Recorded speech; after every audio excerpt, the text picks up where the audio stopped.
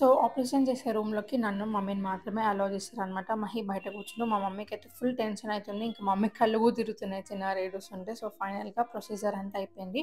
ప్యారలల్‌గా డ్యాడీకి కాల్ చేసి చెప్తున్నాం అనమాట. ఏం జరుగుతుంది? ఏంటి? మహి అయితే ఫుల్ టెన్షన్ పడిండు. అసలు యాక్చువల్‌గా ఇంత జరుగుతదనుకుంటే డ్యాడీని కూడా తీసుకొచ్చేవాళ్ళం. అసలు ఇంత జరగదు. జస్ట్ ఎళ్లి చూయించుకొని టాబ్లెట్స్ ఏమన్నా ఇస్తే ఎమ్మటే రిటర్న్ అవ్వచ్చు అనుకున్నాము. బట్ ఇంత ప్రాసెస్ ఉంటదని చెప్పి మేము అస్సలు ఎక్స్‌పెక్ట్ చేయలేదు. సో, ఇంకా అనస్థీషియా ఇచ్చిర్రు కాబట్టి ఒక 10 మినిట్స్ పడుకుందనమాట అక్కడే. దాని తర్వాత బయటికొచ్చేసినాం. మార్నింగ్ నుంచి ఏం తినలేదని చెప్పి దగ్గరలో అంతెరా రెస్టారెంట్ ఉందనమాట బంజారా హిల్స్‌లో. సో, అక్కడికెళ్ళామనమాట ఫుడ్ తినడానికి. సో, అనస్థీషియా ఇచ్చిర్రు కాబట్టి చెయ్యి అసలు పైకి గూడా లేవట్లే. పాపం తినడానికి గూడా రావట్లే అనమాట దానికి. సో, నేను గబగబా తినేసి చెల్లికి గూడా తినిపించిన. అందరి ఫేస్‌లో డల్‌నెస్సే ఉంటది. సో, నేనింకా అది ఇది మాట్లాడుతూ, అది ఇది చేస్తూ చీరప్ చేస్తున్నా అనమాట.